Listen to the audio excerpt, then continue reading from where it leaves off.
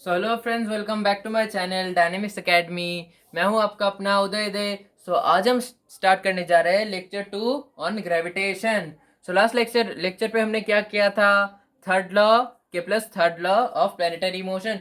आपके सामने एक सुंदर सा डायग्राम है जहां पर ये अर्थ है, ये मून है। मुझे और कोई कलर नहीं मिला, इसलिए मैंने यहाँ पर रेड कलर डाल दिया। मान लो कि ये मून है, ये मूव कर रहा है विद वेलोसिटी v, और यहाँ पर ये अर्थ है। यहाँ से जो सेंटर से ये जो लाइन है, इसे हम क्या कहते हैं? रेडियस। है ना? बोले यार, इसे हम कहते हैं रेडियस। यहाँ पर मैंने यहाँ पर एक एंगल ड्रॉ किया है। ये कौन सा एंगल है? ये वही एंगल है जो आप सर्कुलर मोशन में पढ़ते हैं। The angle between the direction of velocity and the radius is 90 degree. यहाँ पर जो सेंट्रीपिटल फोर्स एक्ट हो रहा है, यहाँ पर जो सेंट्रीपिटल फोर्स एक्ट हो रहा है, which force is equals to mv² upon R. mv² upon R जो यहाँ पर एक्ट हो रहा है, वो उसका वर्क डन कितना होता है? यहाँ पर इसका वर्क डन 0 होता है, क्योंकि हम जानते हैं F dot S cos theta में यहाँ पर थीटा 90 डिग्री है, और कॉस थीटा का और कॉस 90 का वैल्यू क्या होता है? 0 होता है, इसलिए टोटल वर्क डन भी 0 होता है। चलिए आज के बहुत इंपॉर्टेंट टॉपिक में मूव करते हैं। आपको पता है इस मून का वेलोसिटी, यहाँ पर ऑर्बिटल वेलोसिटी जो है, यहाँ पर ऑर्बिटल वेलोसिटी जो है उसे हम कहते हैं, रिप्रेजेंट करते हैं वी नॉट से।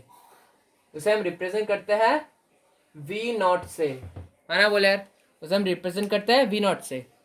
वी नॉट किसके इक्वल होता है? वी नॉट इक्वल होता है square root of G M upon R के। Square root of G M upon R के, है ना? बोले यार। अब क्या करें? आज हम कुछ गजब सा करने जा रहे हैं, that is third law of Kepler's third law of planetary motion को prove. Third law of planetary motion के अनुसार हमको क्या फॉर्मूला मिलता है, क्या रिलेशन मिलता है कि टी प्रोपोर्शनल टू आर, है ना? बोले यार, टी प्रोपोर्शनल टू आर। नहीं भाई साहब, यहाँ कुछ गलत है। टाइम पीरियड का square is proportional to radius का क्यूब, है ना? बोले यार, इसे हम पढ़ते हैं के प्लस थर्ड लॉ में। चलिए देखते हैं। इसे हम प्रूफ कैसे करें? आपको बेसिकली पता है ना, आपको बेसिकली पता है कि अगर आपको टाइम पीरियड निकालना है, टाइम पीरियड को मैं टी निकालता हूं, तो आप बेसिक फॉर्मूला बहुत छोटे क्लास में हमने पढ़ा था कि time equals to distance upon speed. वही यहाँ पर करने जा रहा है। Time period equals to orbital orbital कह सकते हैं सरकमफरेंस,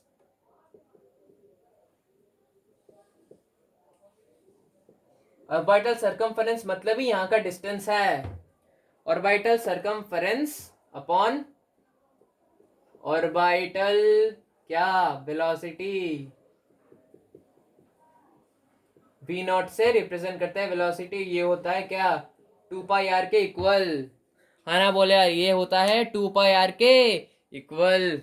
चलिए, क्या मैं ये लिख सकता हूं इससे? क्या मैं ये लिख सकता हूं? देख लीजिए, क्या मैं ये लिख सकता हूं? ऑर्बिटल सरकमफरेंस 2πr अपॉन,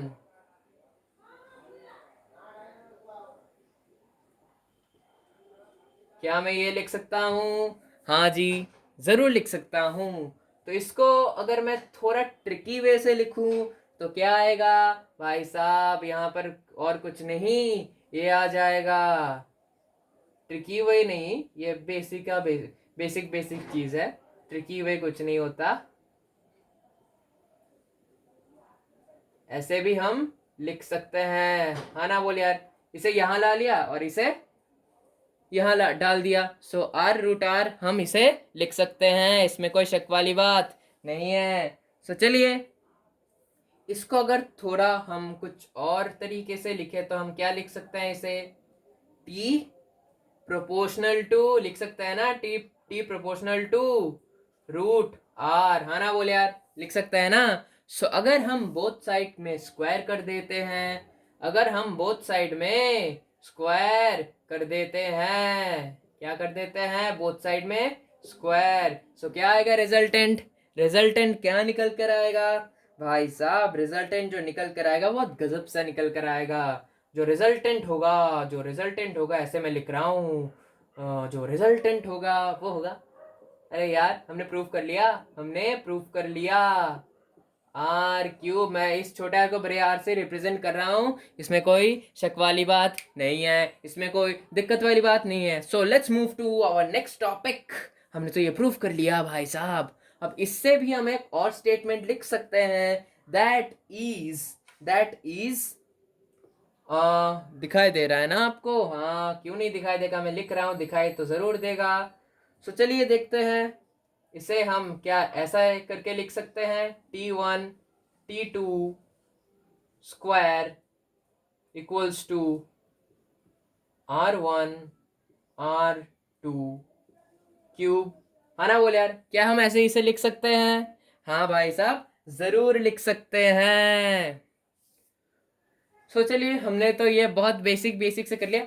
आपको पता है कि ये m क्या है? ये m इसका मास है, ये m इसका मास है ना? बोले यार, इसका मास है। सो आपको ये भी पता चल चुका होगा कि V0, ये V0 किसके इक्वल होता है? ये V0 किसके इक्वल होता है? V0 इक्वल होता है रूट GM अपॉन R के इक्वल होता है ना? बोले यार, समझ गए आप?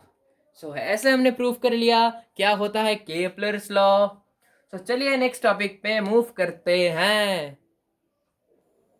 सो time period in terms of acceleration due to gravity. So acceleration due to gravity में टाइम पीरियड क्या होगा यहाँ पर? सो चलिए देख लेते हैं। सो यहाँ पर होगा टाइम पीरियड, टी से रिप्रेजेंट करता हूँ, दिखाई दे रहा है ना आपको? क्यों नहीं दिखाई देगा? तो चलिए करते हैं। सो यहाँ पर क्या आएगा? यहाँ पर भाई साहब टाइम पीरियड को अगर हम रिप्रेजेंट करते हैं एक्सेलरेशन ड्यू टू ग्रेविटी में, तो वो आएगा 2 pi root square root of R cube upon क्या? हाँ भाई साहब, बिग जी और मास, है ना? बोले यार। सो ये होगा टाइम पीरियड। सो अगर क्लोज टू अर्थ सरफेस हुआ, अगर क्लोज टू सरफेस हुआ अगर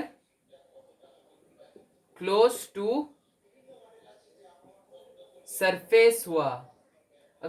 सरफेस हुआ तो तब यहाँ पर जो हाइट है ना, वो very very smaller than R is very very bigger than H and H is very very smaller than R, है ना? बोले यार, ये मैं कौन सी बात कर रहा हूँ? ये मैं सेमी मेजर एक्सिस की बात कर रहा हूँ, सेमी माइनर की नहीं, या फिर मेजर एक्सिस की बात कर रहा हूँ इन एन इलिप्स।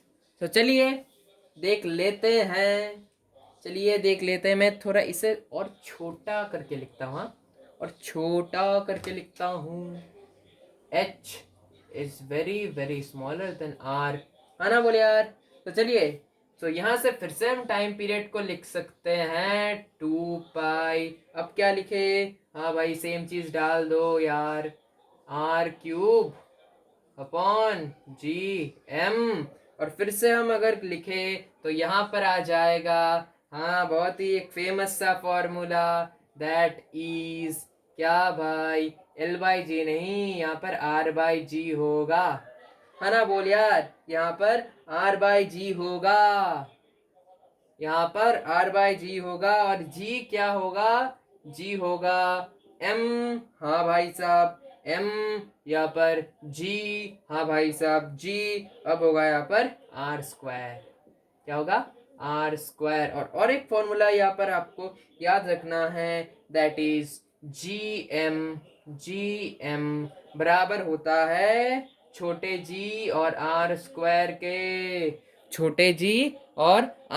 के, सो चलिए, अगर यहाँ पर हम इसको मिनट्स में कन्वर्ट करें तो मिनट निकलता है इक्वल टू 84.6 मिनट्स, 84.6 मिनट्स, है ना? बोले यार, यहाँ पर आएगा मिनट्स।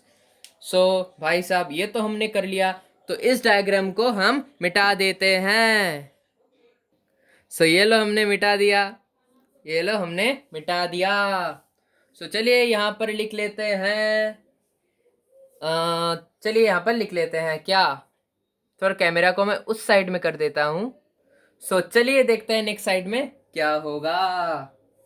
भाई साहब यहाँ पर मैं एक छोटा सा लाइन खींच देता, पतली सी लाइन खींच दिया, और उस साइड में मैं लिखूंगा कि इसका और एक फॉर्म क्या हो सकता है, time period is equal to क्या, यहाँ पर अगर एच के टर्म्स में लिखो, अब अगर एक एक्स्ट्रा हाइट आ गया एच, तो तब क्या करोगे भाई, इस हाइट के साथ वो प्लस कर दो ना, एक ही है, इस हाइट के साथ उसको प्लस कर दो ना, 2 pi root over R plus H का होल स्क्वायर ओवर क्या होगा, ओवर ओवर भाई साहब एक ही होगा, जी एम, हाँ ना बोले यार, जी एम।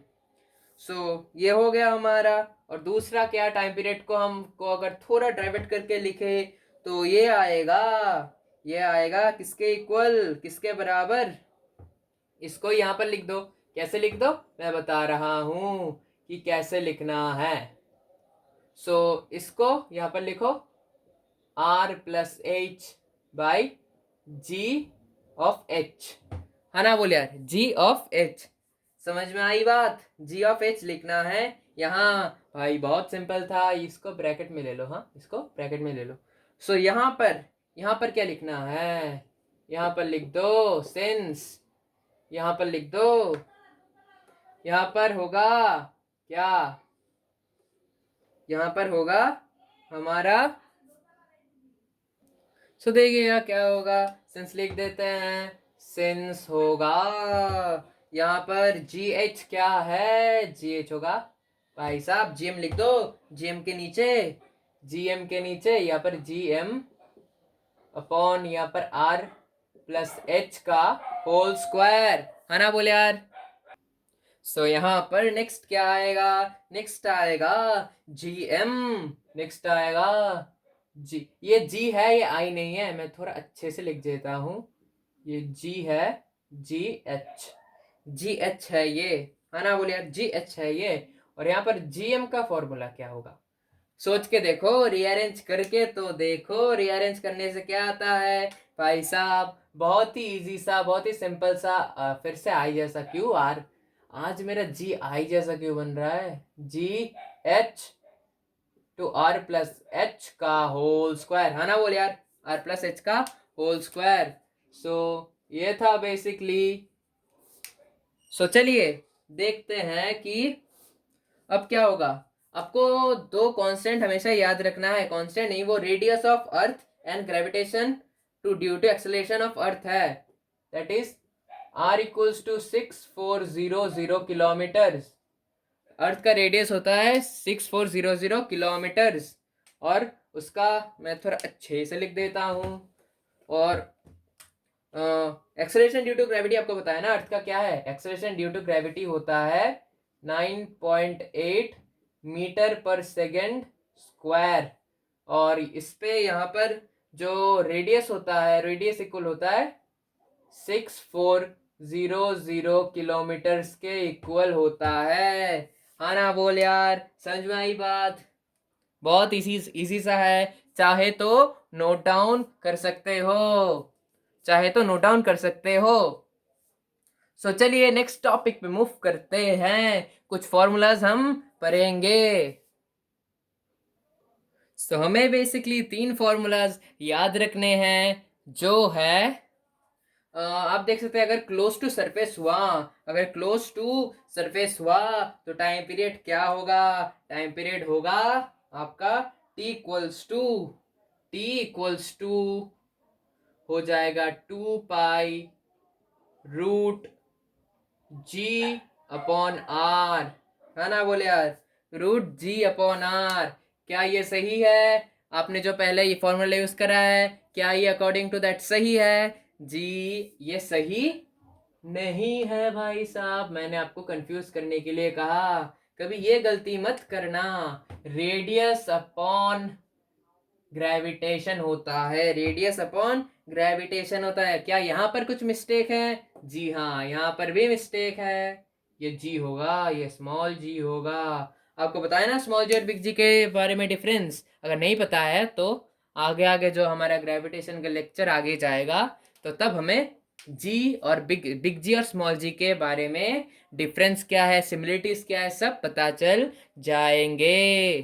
तो चलिए देखते हैं क्या होता है। ये तो मैंने एक कंडीशन बता दिया। अब दूसरे कंडीशन में ये टी बराबर होगा, ये टी बराबर होगा 2 पाई रूट ओवर क्या होगा आप बताइए। आपने करा है that is r³ upon g m। हाँ ना बोले यार, r³ अपॉन g m। और ये तो हमने दो कंडीशंस के फॉर्मूलास कर लिए। अब एट अ हाइट क्या होगा, अब एट अ हाइट का टाइम पीरियड क्या होगा भाई, ये भी बहुत सिंपल है, आपने करा हुआ है।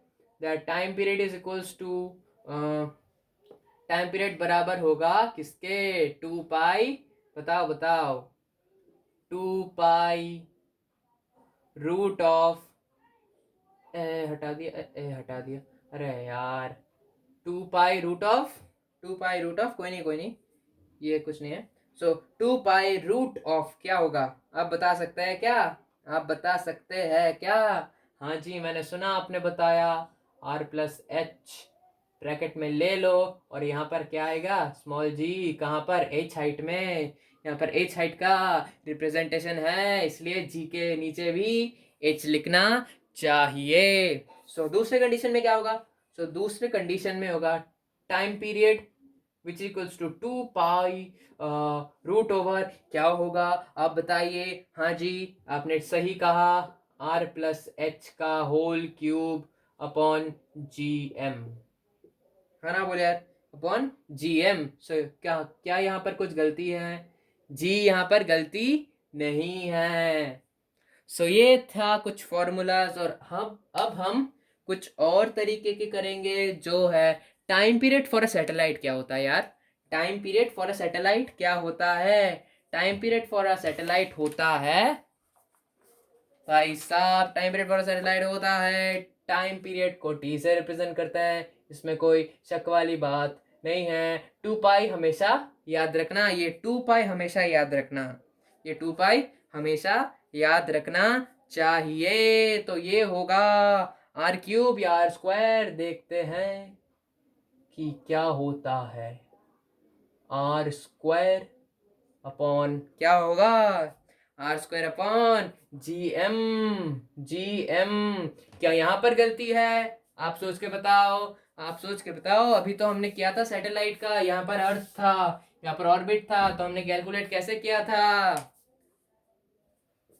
जी यहाँ पर स्क्वायर नहीं, यहाँ पर क्यूब होगा, यही था गलती। तो चलिए इसका दूसरा फॉर्म भी देख लेते हैं। तो दूसरा फॉर्म भी बहुत इजी सा है, बहुत सिंपल सा है। टी से रिप्रेजेंट करते हैं टाइम पीरियड, इक्वल होता है 2 पाई के जो रूट ओवर होता है r/h के, सॉरी h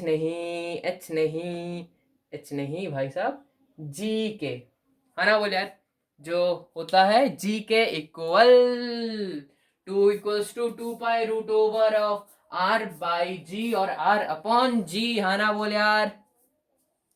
सो ये तो हमने बेसिक बेसिक सा फॉर्मूला कर लिया।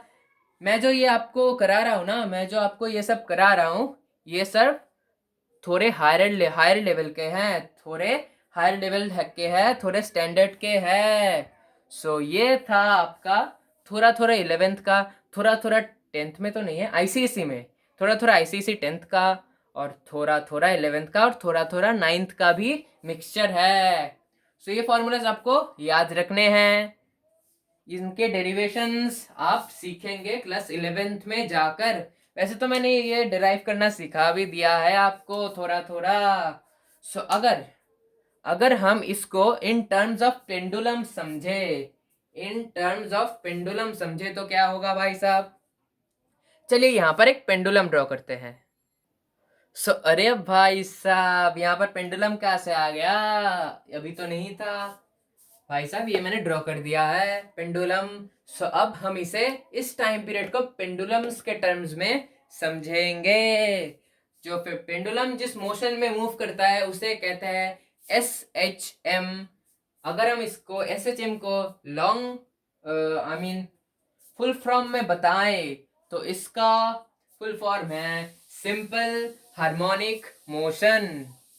जी हाँ, आपने सही सुना, सिंपल हार्मोनिक मोशन यानी कि SHM, जिससे ये पेंडुलम मूव हो रहा है। सो यहाँ पर दो एंगल्स बना देते हैं। ये मान लो एक एंगल, हाँ, और ये मान लो दूसरा एंगल, ये भी थीटा, ये भी थीटा, हाँ ना, बोल यार, ये भी थीटा और वो भी थीटा। सो यहाँ पर अगर मैं इसको ग्राफ में प्लॉट करूं तो यहाँ पर x इक्वल्स टू 0 आएगा, यहाँ पर x इक्वल्स टू प्लस ए आएगा, प्लस ए, और उस साइड में क्या आएगा, उस साइड में आएगा x बराबर माइनस ए, हाँ ना, बोले यार, x बराबर माइनस ए। सो यहाँ पे क्या होगा भाई साहब, यहाँ पे अगर मैंने टाइम पीरियड कैलकुलेट करने की कोशिश की तो टाइम पीरियड यहाँ पे निकलेगा, टाइम पीरियड मैं कुछ और कलर से करूं, कुछ और कलर से कर देता हूँ, नहीं, ब्लैक से करता हूँ। मैं इसको डिफ्रेंशिएट नहीं कर रहा, मैं ब्लैक से कर रहा हूँ, नहीं, मैं ब्लू से करता हूँ, कोई प्रॉब्लम नहीं, कोई दिक्कत नहीं, ब्लू से करता हूँ। सो यहाँ पर टाइम पीरियड हम कैलकुलेट करने के लिए जो फॉर्मूला यूज करेंगे वो करीब करीब यही फॉर्मूला है, यही फॉर्मूला है भाई साहब। चलिए कर लेते हैं, 2 पाई रूट ओवर, वहां आर था रेडियस, यहाँ पर लेंथ होगा एल, सो एल अपॉन जी, हाँ भाई साहब, रूट ओवर एल अपॉन जी, सही सुना आपने। सो अगर हम इसे कुछ और ढंग से और कुछ तमीज से लिखे, कुछ तमीज से लिखे तो ये क्या आएगा, जी बराबर, क्या, जी बराबर 4 पाई स्क्वायर आ रहा है ना, अरेंज करो, 4 पाई स्क्वायर, पाई स्क्वायर उसके बाद क्या होगा, एल आएगा यहाँ पर अपॉन ये टी स्क्वायर जाके बन जाएगा टी स्क्वायर, स्क्वायर जाके बन जाएगा टी स्क्वायर, आना बोल यार। सो ये था इन terms of pendulum.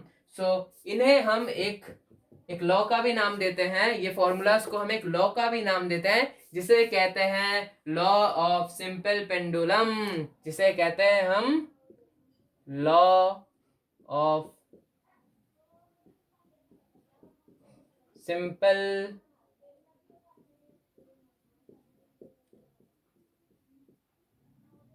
Law of simple pendulum, हाँ ना, बोल यार, लॉ ऑफ सिंपल पेंडुलम। सो चलिए, हमने तो ये कर लिया, हमने तो ये कर लिया।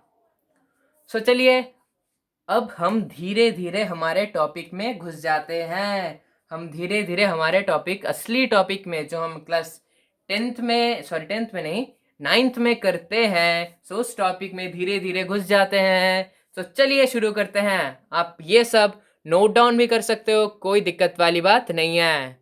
तो चलिए नेक्स्ट टॉपिक में मूव करते हैं। सो ये है हमारा अगला टॉपिक, जो हमारे सिलेबस के बहुत बहुत बहुत अंदर है, बहुत करीब है, करीब नहीं, यही हमारा सिलेबस है, और यही एक यूनिवर्सल फॉर्मूला भी कहलाता है, सॉरी, यूनिवर्सल लॉ भी कहलाता है और फॉर्मूला भी कहलाता है। सो न्यूटन्स लॉ ऑफ ग्रेविटेशन, या तो Newton's law of gravitation which is universal. So universal law, Newton's law of gravitation क्या कहता है, अपने छोटे क्लास में पढ़ा होगा, क्लास एट्थ में तो नहीं, एट्थ में हो सकता है, सेवेंथ में हो सकता है, अपने ग्रेविटेशन तो पढ़ा होगा ना। सो वहाँ पर आपने जरूर पढ़ा होगा कि according to Newton's universal law of gravitation, according to Newton's universal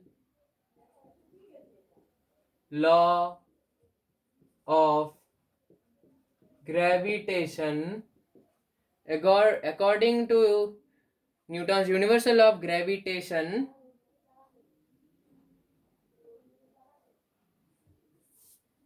sorry मैंने एक छोटी सी गलती की है, कभी कभी हो जाती है यार, ग्रेविटेशन, ग्रेविटेशन, सो क्या होगा gravitation, the gravitational force, law of gravitation, the gravitational force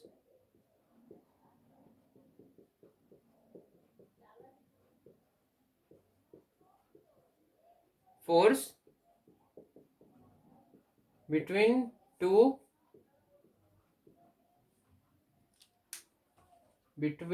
bodies, the gravitational force between two bodies is directly proportional to the product of their masses and inversely proportional to the square of their distance. यही कुछ पढ़ा था ना आपने छोटे class में? हाँ भाई साहब, यही पढ़ा था हमने, बट मैथमेटिकल टर्म्स में तो नहीं पढ़ा था.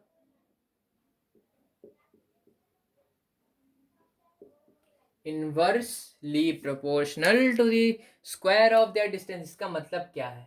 इसका मतलब अगर मैथमेटिकल टर्म्स में लिखो तो मान लो एक मास m है, m1 है, ये मास m2 है, इनके बीच में डिस्टेंस जो है वो बराबर है, इनके बीच में जो डिस्टेंस है वो बराबर है r के, वो बराबर है किसके? r के. और फोर्स कितना है? फोर्स है F.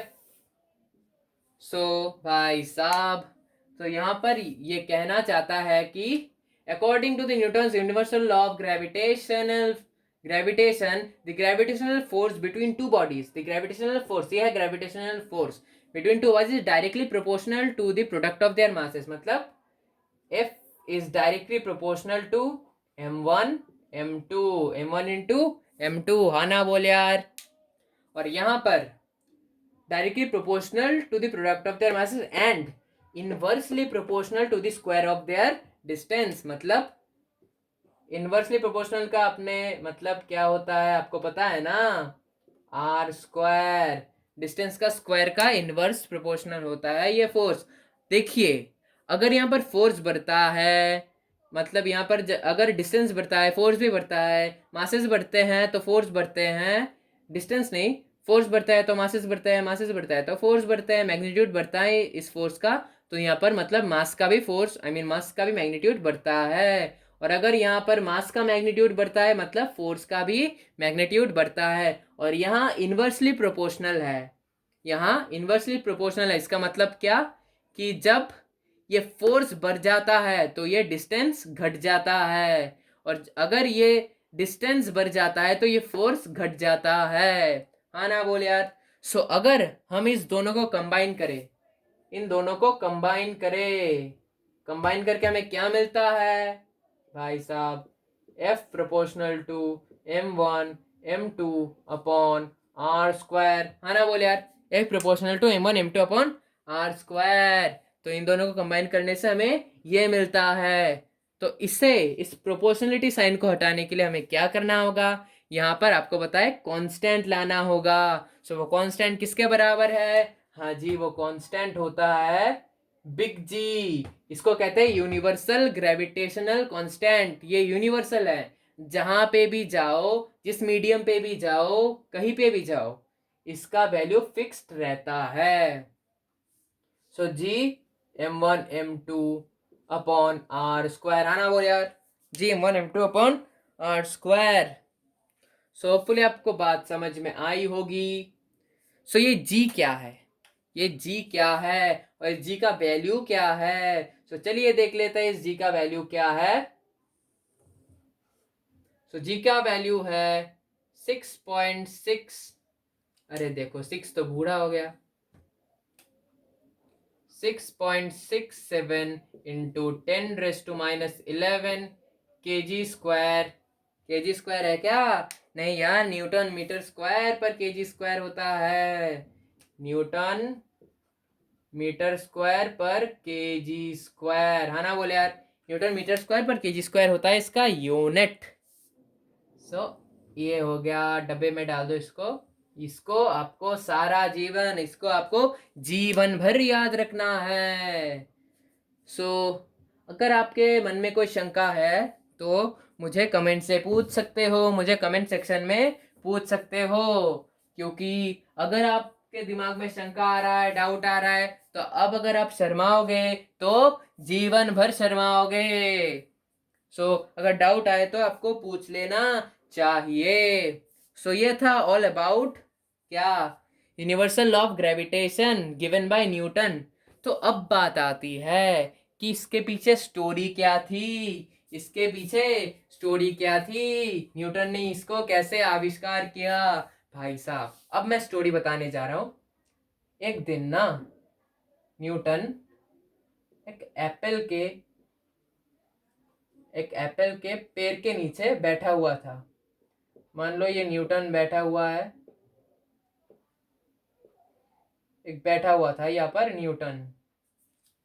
सो यहाँ पर बैठा हुआ था भाई साहब। ये ट्री था कुछ ऐसा, मान लो एप्पल ट्री या कुछ भी ट्री मान लो।